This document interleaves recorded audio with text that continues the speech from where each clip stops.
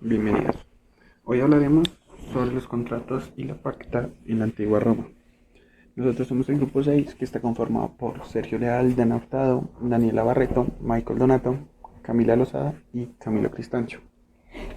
El contrato o contratos fue una de las principales fuentes del derecho romano y se define como el acuerdo de voluntades entre dos o más personas para crear una o varias obligaciones, entre ellas, el derecho romano, el contrato debía estar sancionado y regulado por la ley. Para que éste tenga validez es necesario que cumpla con ciertos requisitos, mismos que la ley otorga, siendo que existan sujetos y entre ellos tengan el consentimiento, objeto, causa y forma. Los sujetos son la parte fundamental para que un contrato nazca. Se clasifican en sujeto activo o acreedor, que tiene derecho a la conducta del sujeto pasivo, o deudor, que tiene derecho jurídico de cumplir con él. Pactos en el derecho romano.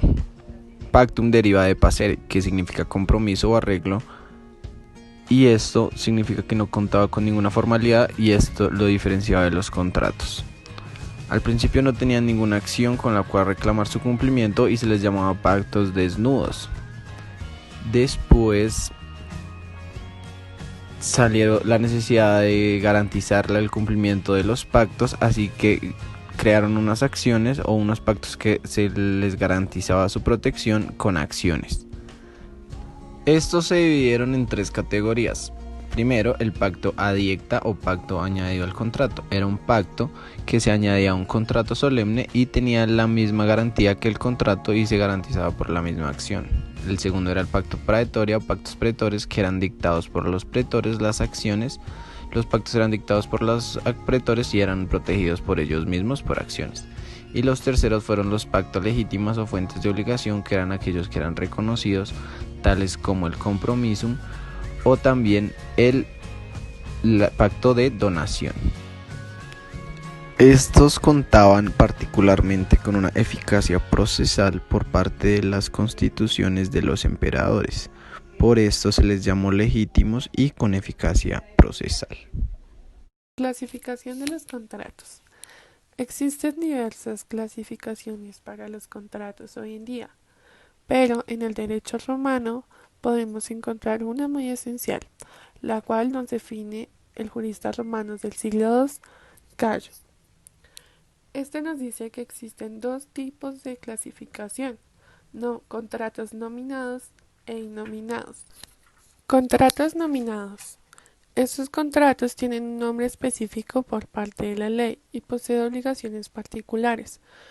Un ejemplo de estos serían los contratos de compraventa, comodato, aparcería, entre otros. Estos contratos nominados tienen unas subdivisiones, que son los contratos verbales. Contratos verbales. Estos contratos se realizan de forma oral, como su nombre lo dice. Aunque no existe una constancia escrita, se pronuncian una serie de palabras u oraciones solemnes que suelen representar el juramento bajo el que se encuentran. Contratos escritos. Como su nombre lo indica, esta clase de contratos se encontraba de forma escrita. Era incluida principalmente en los libros de contabilidad por los contadores de la época. Por lo general se entregaba una copia del contrato tanto al acreedor como al deudor. Contratos reales. La época. Por lo general se entregaba una copia del contrato tanto al acreedor como al deudor. Contratos reales. Estos contratos se usaban básicamente para especificar las obligaciones que iban a adquirir tanto el deudor como el acreedor. Por último, encontramos los contratos de comodato. Estos contratos solían ser usados para que una persona entregara su bien a otra persona, es decir, poner su bien a disposición de otra para que esta persona lo use a cambio de ciertos beneficios. Contratos innominados. Estos contratos se caracterizan por no tener un nombre claro bajo la ley. Se subdividen en doy para que des, Este contrato consiste en darle una obligación a cierta persona. Doy para que hagas.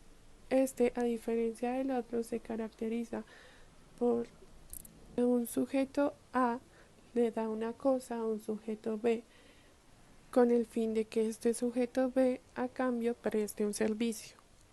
Hago para que des. Este, al contrario del otro, se caracteriza porque el sujeto A presta un servicio para que el sujeto B dé una cosa. Por último, encontramos el contrato hago para que hagas, que se podría definir como una prestación de servicios entre el sujeto A y B. Gracias.